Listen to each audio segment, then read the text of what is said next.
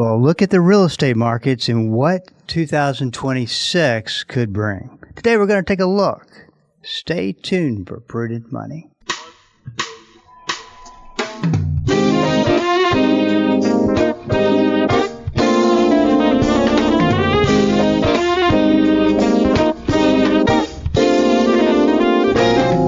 Good afternoon and welcome to the Prudent Money Radio Show. I'm your host, Bob Brooks. Thank you so much for joining me today. You know I do appreciate it. So what does 2026 look like for the once hot real estate markets?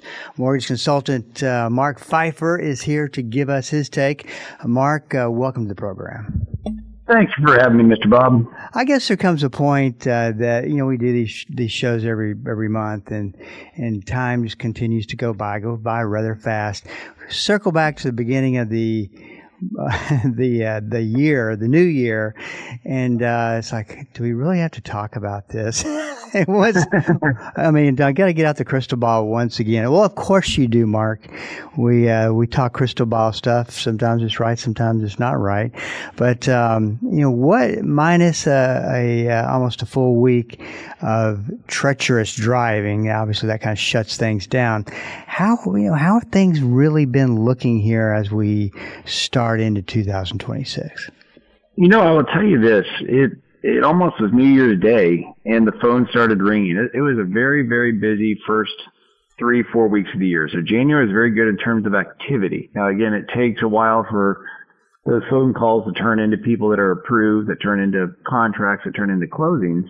But very encouraged just by the activity we've seen. I don't know if it's a New Year, new house type resolution. I don't know if it's just they had nothing to do because we were trapped inside here in North Texas with all the ice. But the activity itself has been very encouraging. So I'm pleased. Last year was a good year. I mean, it wasn't a great year, but it was let's go with okay year in real estate here in North Texas. I'm very hopeful for this year. I think it should not only be better, I think it should be, noticeably better. Yeah, it's a really odd situation. I know what you're saying is that we see this. We'll go out and just look at houses, and there is an unusual amount of activity going on. Of course, that's got to translate and spill on over to into business.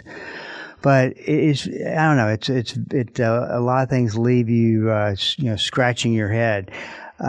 Last time we talked, we discussed the issue of supply due to the home builders trying to get homes in inventory, that kind of thing, building out inventory.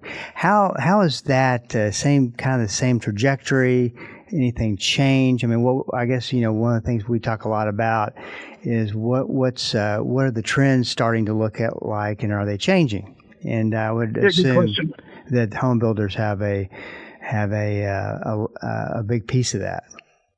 Yeah, you're correct. And good news, bad news, right? So it depends on which side of the fence you're on. But Texas is one of the states. I just saw stats on this literally yesterday, and Texas is one of the, let's say, top 10 states in the country with supply in excess of what we had pre-COVID. So take COVID out of it, we are up about 30% in supply right now compared to 2019. So you can say, man, that's a bad thing. Well, the reality is, it's a great thing if you're a buyer. And you're right, builders are a huge portion of that supply, just because, again, they build and they have to project.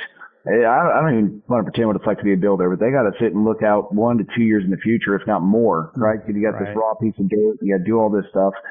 So we do have a bit of a inventory surplus here in North Texas. Now, I'll tell you, there's a lot of states, shockingly, literally almost all of them were top 10 were in the Northeast, like New England area. And they are literally down 17, 25, 30% compared to pre-pandemic levels. Like, they have zero supply. So the question is, which side of the fence you on? If you're selling a home in New England, you're going to do really well. The problem is you won't be able to find anything. Conversely, here in North Texas, man, buyers are in a really good opportunity, right? Folks are like, homes are sitting, and this isn't bubble. It's not like, oh man, the world is over. But the reality is, homes are there for, at this point, I think the average days on market's like 64 days, which, by the way, it's relatively normal. I mean, that's only 7 or 8 weekends. right? So it's one of those things where buyers at least have some room to go in there and kind of have some negotiation power. And yes, the rates, they can sell rates, aren't where I want them. Look, they're in the low sixes. They've come down a full point in the last 12 months. I mean, it's noticeably better. And by the way, they could and maybe will get, I think they will get better this year. So if people wait, supply and demand kicks in and more people come off the fence. So I think now is a great time for buyers because there is a little bit of that surplus here in North Texas. Yeah, it's like there's several of the elements that you need to be there are there. It's just a matter of that coming together to prompt real live sales. And interesting situation. So what, obviously, I think you would agree, I feel very strongly, have for a long time, about interest rates being, pivotal part of this equation. What are some of the experts that you follow, resources that you read? What's kind of their take? Are you seeing a consistency of what they feel like where rates will be maybe sometime this year at a spot where people will really take action? Yeah, I'll go with the one economist that I've been following for the majority of my career. He's the outlier right now, and he's the one I'm going to bet on. And I agree with him and his reasoning. He thinks and believes we'll see rates back in the fives. The rest, you can say Fannie Mae, Zillow, Realtor.com, they're all thinking somewhere right around probably where we are. I think there's too many good things that could happen. I think there's things that are happening. So without getting into too much into the weeds, the government's basically now allowed Fannie Mae to start buying a whole bunch, like $200 billion more of mortgage-backed securities. And so without knowing what that means, I understand to the listener, look, all that means is more money is going to come in and help buy interest rates, which will drive rates down, which is great. I know Scott Bessent, he's in the government pulling all his strings he can to have it to where banks can start investing more in treasuries and not having to keep so much in cash reserves. That would help drive rates down. So all that, because affordability, without question, is the number one issue. So to your point, your question, yeah, when rates come down, and I do believe they will, I think I'm on the more aggressive side this year. I do believe rates can and will come down through some artificial things like what I just mentioned. I think just naturally the Fed will be cutting rates later this year. I think all those things will absolutely drive people back into the housing market. And so the good news for North Texas, going back to the previous question, good news is we have some inventory that's at least available for these folks. The bad news, I don't know that fixes affordability long term, because lower rates just means more demand, and which means house prices go back up. So it's one of those things where I think now is a great time to buy for that reason, knowing that you could always refinance, but you can't go back in time and buy that house for a lower amount. So I do believe this year is going to be good for the housing market, but I don't know that we're going to fix affordability forever. But yeah, when rates come down, it certainly is going to help a lot of folks while they're there. I'm curious as to, an old saying that we follow and when it comes to markets is that when everybody thinks the obvious is going to happen, something very drastically different doesn't end up happening. And when you look at Trump, I can't remember his name, President Trump's has revealed the guy that he wants in. Governor. I'm sorry, what? Kevin Walsh. Yes. Yeah, Kevin, yes. The new Fed governor coming in May. So he's got that. Obviously, that there's going to be some politics there, and he's going to get aggressive, I would assume, on lowering rates. How do you think that? And this may be a Captain Obvious question, but I'll look at kind of both sides. How do you think that turns out? I mean, you get the guy in there, and next thing you know, I mean, is he that obvious and starts voting to move rates down, or how do you think that what that's going to look like?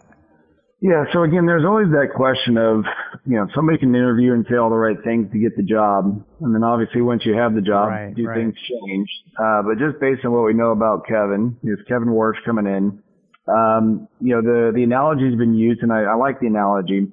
Jerome Powell has been driving a car on the freeway looking at the rearview mirror, meaning he's basing today's decisions based off data that's 30, 60, 90 days old. And that's typically, historically, what Fed governors do. They want to see data before they make any move. Well, it's great, but by the time you get data, right. By the way, data gets revised and all this other stuff. So by the time you have accurate data, you're 6 months in the future and things are already, still happening. And if it's a negative trend, it just means things keep getting worse. So the new incoming governor in May, Kevin Warsh, he's going to supposedly his reputation, his stance, his policies have all been more forward looking. So for example, there's a handful of Fed in the Fed folks that think that inflation's still too high. Data that I see and how it all works, I think while the numbers at this moment are high, there's a lot of trailing, lagging data that hasn't shown up yet in those numbers. And I think inflation is closer to the Fed's target than what they think. And so if they wait this 3-6 months, whatever it is, for that data to finally confirm and validate that, again, you're already 6 months in and the pain still happens for 6 months. So I do think and again, politics certainly will come into play. Once he has a job, do things change? Who knows? But I just think for all those reasons, once the data does validate it, whether he's on time or 6 months late, either way, I do think there's going to be room, again, barring that black swan event you mentioned, right? World War III or more tariffs or all this other stuff. At the end of the day, I do think there's really good sound reasoning and logic to think and believe that rates will come down this year. And again, I go back to this, and I know I'm a broken record. This is a great time to buy because the second rates hit something in the fives, even this low 6 dip we've had recently, it makes the phone ring. So put a 5 in front of interest rates that you hear on the radio and see on TV. More and more people are going to be putting an offer on that same house that you want. So now's the time to go out there before those people come off the fence. And that's why I truly believe, especially here in North Texas, we're nowhere near a bubble. That's my opinion, and I don't see any. I would agree. Now's the time to do something. If somebody's truly thinking about it, 2026 would be a great year to do something from the housing standpoint. I want to. I'm gonna get off track here, then I'll get back on track. But I want to pose a question to you, or get your thoughts on this while it's on my mind. I came across it's a fraud type situation. You probably know all about it. That Rocket Mortgage is going through. Mm-hmm. Are you familiar with that? There's a couple of them, but I think I know the one you're speaking of. Okay, so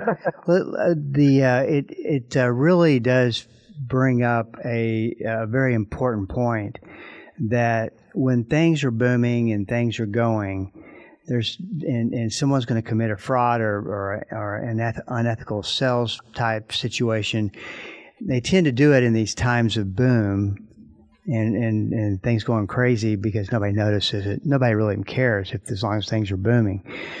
And one of the things that I think is so very important, and just to give you an opportunity to speak to this, is that I personally just think it's a mistake to not try to get a referral to a mortgage consultant that has got your best interest at heart, and that you don't just take the first person off the street.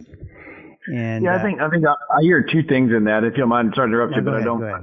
I hear two things. One is certainly work with somebody that's reputable, has your best interest at heart, that's going to take care of you and do the right things for you, right? There's that piece. But a lot of times the fraud we hear of, because there's two parts. Are they doing fraud to get a loan, or are they doing fraud to hurt a borrower? Right. And I think those are two different. Right. Those are two different types of fraud, right? So, for example, and I would say this. So I have two answers for that. If a lender, the big ones especially, because they do so much volume, when it happens, it happens to a lot of people. And that's the part where again, it's just to say, I'm not saying sometimes it may be the organization pushing the wrong message. It could just be an individual that's doing something wrong and the organization hasn't seen it or caught it yet. So I would just say, work with somebody you know, like, and trust. Do your homework. If it's a direct referral, still do some homework, right? Trust but verify.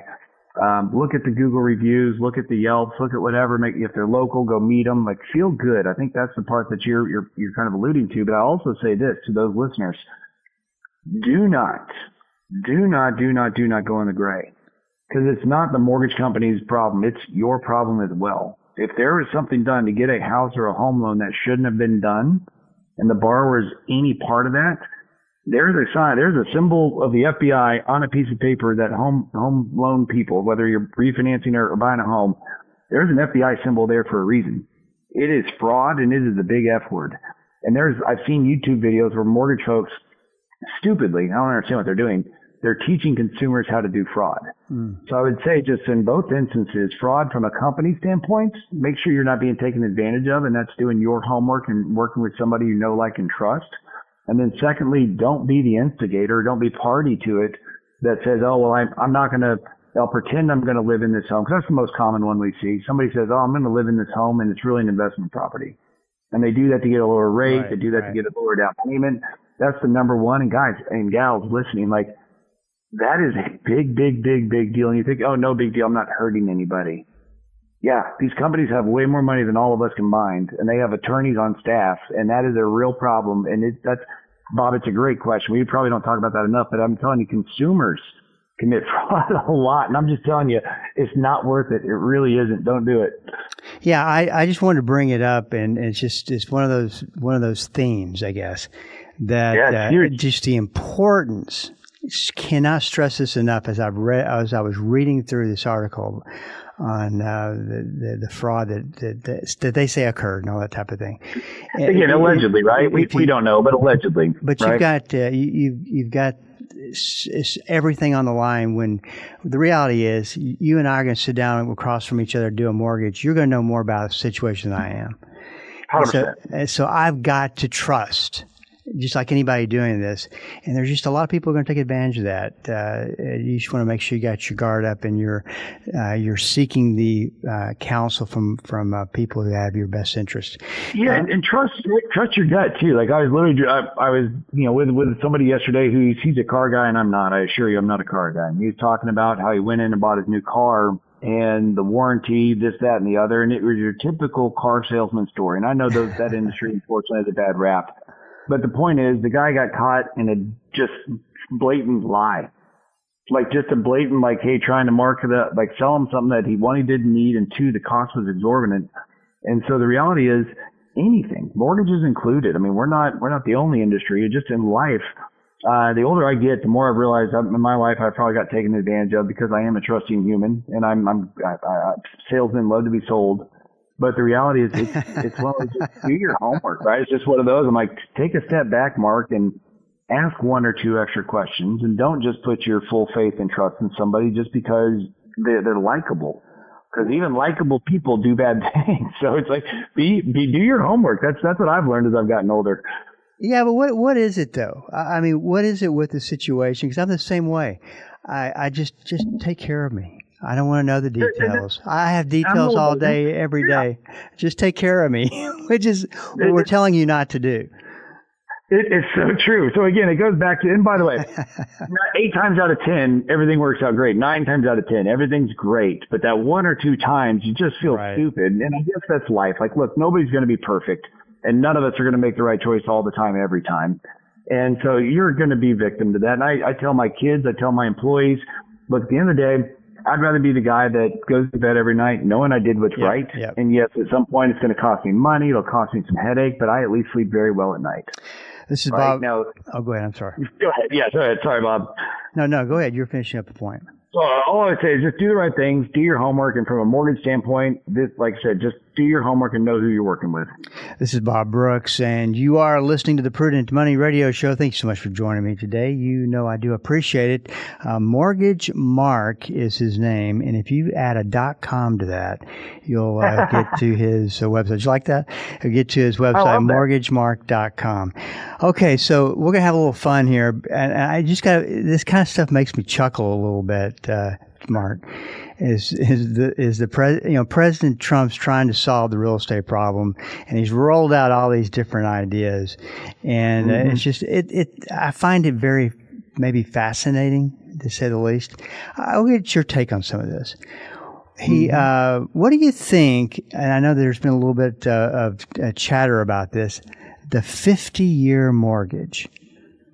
50 years. What do you think about that?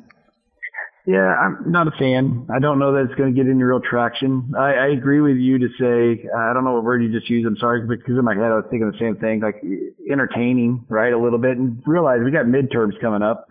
So we're about to see, for whatever we are at this point, both parties are going to start throwing stuff out there, whether they truly mean it or not. Right. It's just to show the intent, right? So I understand the intent of the 50-year mortgage was to help with affordability. The reality is, 50 years. I mean, I haven't been alive for 50 years.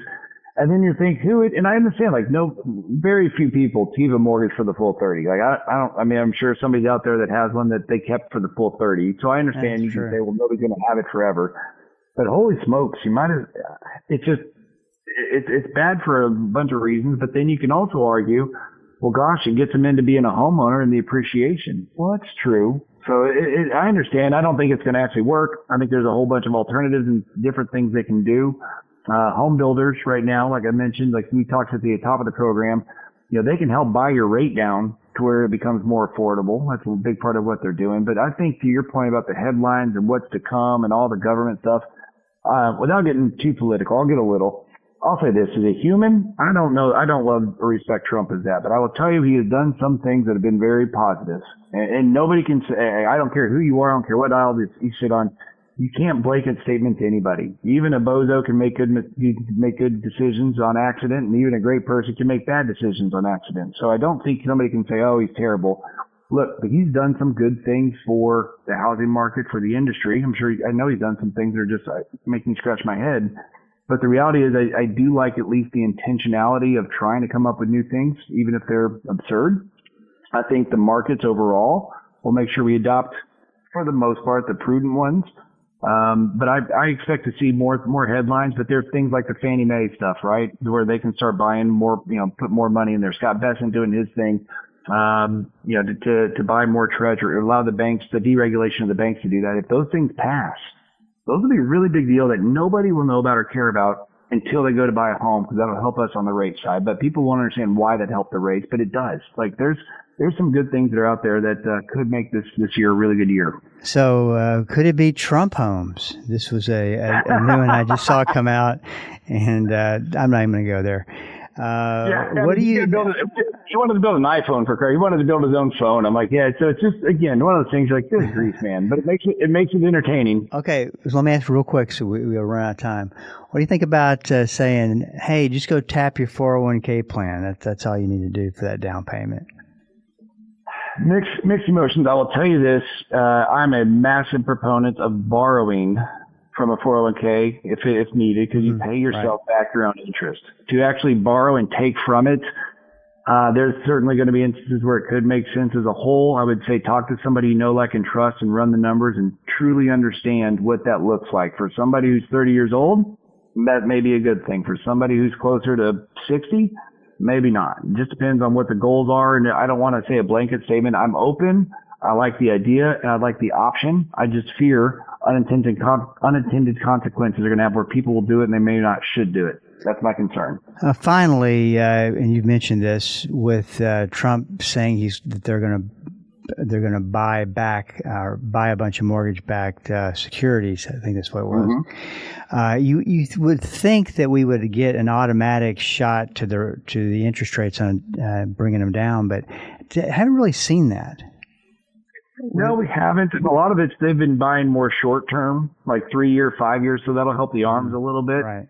Again, I like the notion. I like where their head's at. I like where they're going, and I'd rather take. Again, you can't say this about Trump. The guy has no shortage of ideas. But at least things are being discussed where I've not seen that kind of movement in the last 4 or 5 years. So at least things are trying. Whether or not they stick, whether or not they work, to be determined. I do like that concept, but I agree with you. It's not fully the way I'd like to see it, but I suspect there's people way smarter than me making these decisions for good reasons. Mark, great stuff as usual. We'll talk to you next month.